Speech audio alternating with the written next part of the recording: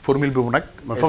Ça demande des moyens. parce que Macky Sall quand même maa ngi wax léegi il a réalisé beaucoup de choses mais li ko économie si yëpp duute baaraam mooy malgré li muy lépp boo xoolee entreprise étrangère yi daanaka ñoo doon gagné marché yi donc l'économie extravertie la ko gars yi doon wax. te effectivement muy raat aujourd'hui yéen seen vision Sénégal 2050 quand même am na pàcc bu am solo bu ngeen ne di ngeen koy jox le secteur privé jusqu'à maintenant le secteur privé bi gis nañ leen ñu ngi yëngatu di wax ne gisaguñ en tout cas seen bopp dëgg-dëgg sa fi est-ce que sur ce projet là nga xam ne c'est très ambitieux jàppoo ne premier ministre war na mën a woo le secteur privé sénégalais comme ni ñu defoon avec le projet gaz nu tuddati ñoom Samuel Sarr que ñu trouver que l'État travaille West Africa sénégalais pour que ñu mën a def ce financement là comme li ko néew naa rek defee par exemple. mais loolu moo souhaitable man honnêtement man j'appelle à cette dynamique parce que Afrique aussi il faut que ñuy nangu aussi ñun di financer notre propre économie waaw parce que un Africain par man jàppale du Sénégalais rek ah parce que man pour man ce projet même peut-être les autres pays africains ñi nga xam ni ou bien des autres investisseurs africains ñi nga xam ne am nañu seen ay moyens pour man war nañu mën a ñëw peut-être jàpp ci projet bi parce que ça demande des moyens te l'État pour le moment vu les urgences yi mu nekk ne peut pas mobiliser à l'instant les moyens suffisants pour la mise en œuvre de ce projet là pour man dama jàpp ni Sénégal yi seen bopp pour man suñu mobiliser wu je pense que ils trouveront peut-être un moyen ou bien les financements nécessaires pour la mise en œuvre de ce projet. Le monde financier, c'est-à-dire les investisseurs ak le monde financier le patronat sénégalais amuñu confiance ci gouvernement du Sénégal dañu xaw a quand même ragal aujourd'hui ñu bëri bu dee à l'extérieur ñëwuñu dugal seen xaalis Sénégal. non loolu d'accord non notation yi tax loolu c'est loolu am na.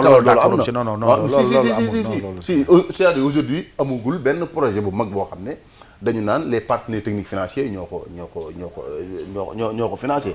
Aujourd'hui au Sénégal même ces grands projets yi am gisuñu dëgg l'implication du secteur privé. gars yi li ñuy wax noonu yooyu ay rumeur la quoi honnêtement man mii rek ñaata nit laa gis ñu des gens ñëw ni dañoo bëgg a investir Sénégal xaw ma ñaata la tey je sais que d'autres personnes ont reçu ces gens là qui veulent investir au Sénégal te lu la koy wan que le Sénégal aussi garde toujours bénéficie toujours cette confiance là les appels publics à l'épargne appel public à l'épargne bu ñu def on dépasse le montant que le Sénégal cherchait. Donc loolu aussi vraiment c'est un gage de confiance. Tout récemment il y a benn investisseur privé, je pense que togolais, qui a investi presque 196 milliards. Est-ce que vous comprenez? Donc yooyu loolu mooy wane ni les investisseurs ont toujours confiance au Sénégal. Non d'accord loolu sore na mais ba léegi investisseurs yi ñoo ngi am confiance ba léegi. Tout récemment Sénégindia a inauguré une raffinerie à qui et envisage même de construire une zone industrielle dans la Petite Côte. Donc yooyu c'est des mën naa la citer cas yu bëri mais mën naa la citer mais dawuñu ba léegi ñoo ngi gën a yokk seen investissement. Ça veut dire que aussi Sénégal quand même Sénégal dafa am ay atouts yoo xam ni rare na nga gis ci dëkk yu bëri. Am na une stabilité politique am na une stabilité sociale am na jàmm aussi. Loolu aussi am na une position géographique que nous envie beaucoup de pays dans le monde. Loolu aussi c'est un atout. Et puis d'accord on est un pays sous-développé mais on a des infrastructures presque essentielles. Des infrastructures de circulation, des infrastructures de télécommunication, des infrastructures de distribution de l'électricité. Même si aussi c'est des infrastructures qu'il faut beaucoup améliorer, mais il faut dire que Sénégal aussi dëkk yu bari moo leen raw ci côté boobu. Voilà ça il faut le dire. Dara amu fi li ñu doon jàpp Sénégal amul rien. Non, on n'a jamais dit non, on n'a jamais dit que pays bi yokkuñu fi non on n'a jamais dit. Non mais si elle a raison sur le plan financier c'est la catastrophe. C'est ça. Sur le plan financier c'est la catastrophe loolu la ñuy dund boobu léegi. Ah oui dernière question. waaw bismillah maa ngi lay déglu. xam naa ne dañ lay sonal. waaw viva.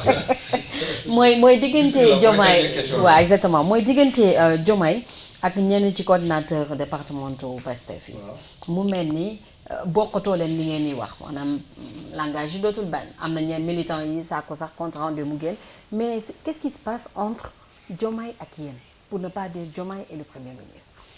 Bon le président man dama jàpp ni il est toujours un membre très éminent de Pastef te chaque jour da koy wane. tout récemment li si gën a kii rek au-delà de ses relations strictement personnelles avec le premier ministre Ousmane Sonko nga xam ne relation boobu du politique du état du dara yàlla moo leen booleel boppam loolu seen relation la man dama leen di ñaanal relation bu gën a dëgër gën a yàgg aussi waaw. en dehors de ça sur le plan politique effectivement amoon na des divergences le premier ministre me l'a dit mais man dama jàpp ni malgré ces divergences là le président de la République reste toujours un militant de Pastef parce que c'est en tant que militant de Pastef le convoquer tous les coordonnateurs au niveau du palais président waxtaan ak ñoom te loolu dama jàpp ne c'est tout à fait naturel te ñun dañuy encourager président gën a yaatal waxtaan ak toutes les entités de Pastef. Essayez de comprendre. Non, palais président palais la dëkk. Président palais la dëkk xam nga yooyu aussi vraiment man pour man xam nga pour man c'est débat de fond tout ça non xam nga ñun lañu dañ doon bañ. saa que jël palais def ko place meeting. lan la. non non xam nga daje place di tëgg ak di fecc ak tàgg non mais y avait beaucoup de désordre au palais en fait. naka ngay analyser aujourd'hui que le président Diomaye nekk militant bu Pastef ba pare tegaat ab coalition boo xam ne le président du parti Pastef Ousmane Sonko d'accord ci mooy la coalition Diomaye et que ba léegi le président di continuer di dooleel coalition Diomaye président di leen wax sax nañ ko structurer partout au Sénégal. bon man li man bëgguma wax ci coalition wax ni bokkuma ci honnêtement voilà mais dama lay wax benn affaire le premier ministre Ousmane Sonko wax na lu leer. ok li mu wax mooy effectivement am nañu des divergences sur le plan politique. ok mais teewul ñoo ngi ànd di liggéey. te loolu moo am solo.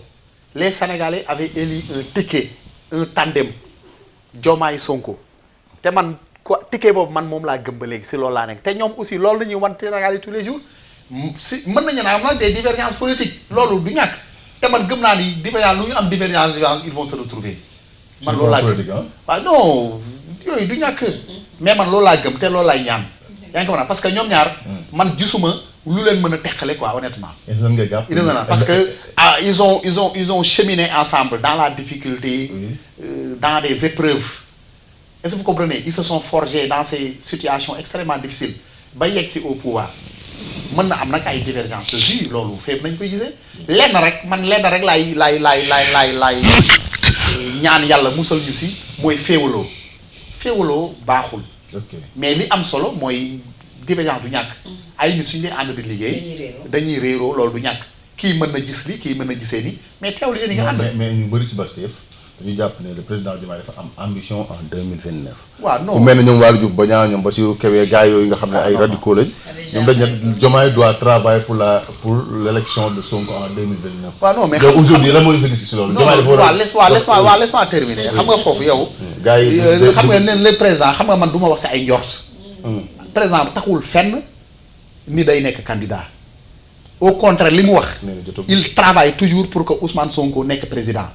parce que nee na moom il a travaillé 10 ans est-ce que comprendre pour que Ousmane nekk kii Ousmane travaille 10 jours moom mu nekk président loolu président man dama jàpp ne loolu mu wax si loolu la nekk ba léegi est-ce que du kon ticket bi mu mel noonu ci la efficace Ousmane travaillant pour Diomaye ñiy gagné non yooyu xam nga man comme Diomaye mënul gagné loolu explication vraiment dafa yomb wala des rumeurs ou bien des gens on dit ci on dit ceci yow doo lire les actes qui sont posés te souvent doo lire les actes qui sont posés problème bi mooy ñun les Sénégal nous sommes émotifs loolu suñu jukko la Sénégal ñun on analyse et on donne nos avis sur la base des émotions.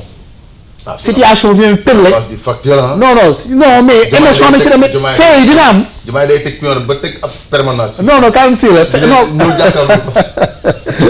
non c'est-à-dire que analyse yi nit ñi di def laa bëgg a wax quoi. nit ñi dañuy def ay analyse di kii mais parfois souvent. y a des objectifs am na ñoo xam ne ils parlent objectivement. farañu fenn wala c'est des observateurs vraiment très lucides quoi am na au Sénégal mais ñu si bëri sama classe bi par exemple nga xam ne dañoo far ñun toujours dañuy wax par émotion dañuy wax par fu ñu bokk dañuy nangam quoi mais il faut dire que li amal solo Sénégalais yi pour lan fi mu nekk mooy lan ak urgence yi man dama jàpp ne mooy liggéey le pays là fexe ba génn dans cet engrenage là économique suñu demee ba cet engrenage économique suñu demee nag ba 2029 man de toute façon il y aura une solution ñu waxtaan xool kan mooy. yow fi Sonko jëm nga jëm quoi kan mooy dem. non yaa ko sosé ñun Ousmane Sonko mooy suñu leader politique.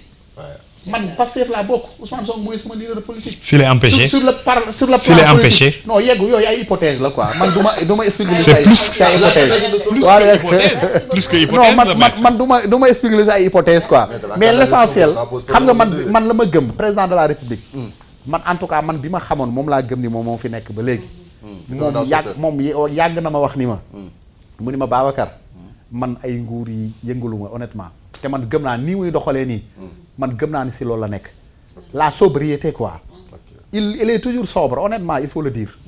ak loo mënti wax c'est un monsieur très sobre. le PM aussi pareil. yaa ngi parce que bon man ñoom damay wax ni ay nit ñi nga xam ni la lu mu tudd sax dañoo teel a heureusement ñu teel a yegsi au pouvoir. voilà système bi changé wu leen avant ñu yegsi au pouvoir te seen authenticité boobu ñu nekk noonu Ousmane Sonko ku ko xool il est toujours authentique moom c'est-à-dire que soo ko dee critiquer loolu ngay ki critiquer soo ko dee xalaat loolu ngay ko soo ko dee ànd ak moom aussi loolu nga koy àndalee. ñi ko lu mu xalaat da koy wax. mais c'est son mais xam nga nit ku nekk da nga c'est style. c'est son personnage. loolu la quoi nit da nga am Abdoulaye Wade amoon na style am Macky Sall aussi amoon na style am il faut que ñu nangul Ousmane Sonko style am tamit. c'est ça yaa ngi comprendre. xam ni aussi c'est un homme entier Ousmane Ousmane c'est un homme entier. d'accord mu am raison comme mu bañ a am raison parce que nit la rek day juum comme tout le monde. est-ce que comprendre mais mu am raison comme mu bañ am raison mais nit la day wax xalaatam lu mu xalaat da koy wax aussi ku bëgg a ànd ak moom na nga ànd ak moom ku bëggul ànd ak moom aussi c'est ton droit mais ñun ñuy ànd ak moom ñun aussi on va le défendre dans la vérité pour la construction et le redressement du pays avec le président de la République monsieur Bassirou Diomaye Faye. Inch'Allah te gëm naa ne ñoo ngi on est dans cette voie quoi. merci beaucoup jeexal nañu maître. merci en tout cas plaisir la ñu amoon la mu nekkoon maître Babacar Ndiaye DG société nationale de recouvrement bokk it ci parti Pastef merci beaucoup. ma jeexal fenn rek dama bëggoon d'ailleurs sama laa njëkkoon commencé. sama benn maam moo génn àdduna tey. voilà mooy kii maam El Hadj Abdoulaye Sow. nga xam ne mu xàddaamu El Hadj Malick Sy la moom moo ko jur. waaw mooy maire Nday Sow sax nañ ko doon wooyee. mu nekkoon Ndar tey la génn àdduna ñu denc ko Dagana. voilà mu nekkoon vraiment sama maam bu baax ku ñu bëggoon macha allah. ñu koy ñaanal yàlla yërëm ko te jégal ko xare ko àjjana. voilà yàlla na dee di noflaayam. voilà fi mu nekk yàlla na ko gënal fi mu jóge si weeru koor gi. ma koy jaale waa Sénégal di ko jaale waa Tivaouane ak waa Dagana yëpp di ko jaale xalif bi aussi Mame Moustapha Sow aussi di ko jaale. waaw rakkam la woon. donc mu doonoon maire bu baax macha allah yaatu ndeysaan. donc di ko ñaanal yal na ko benn doom bu jigéen la fi dese woon moo. non ñaar nañu sax am na ku fi nekk actuellement. waaw mais moom moo doon taaw daan na ko voilà. donc ñu koy ñaanal yàlla yërëm ko mais merci à toi beaucoup de plaisir d'avoir participé à ce naka la tudd sax l'invité de la rédaction beaucoup de plaisir mais surtout d'avoir accueilli maître Babacar Ndiaye waxuñ ci FNR peut-être que loolu rek mais xam naa ce n'est que partie de mise parce que FNR également parler d'économie de dette surtout de refinancement tax ñoom xëy na am nañ ci wàll mais bon peut-être que ce n'est que partie de mise incha allah. incha allah mi ngi noonu Fallou merci demain. jërëjëf di la sant di la gërëm di gërëm ñu doon seetaan mais surtout di gërëm suñu invité maître Babacar Ndiaye moom nit la koo xam ne mën naa seede si moom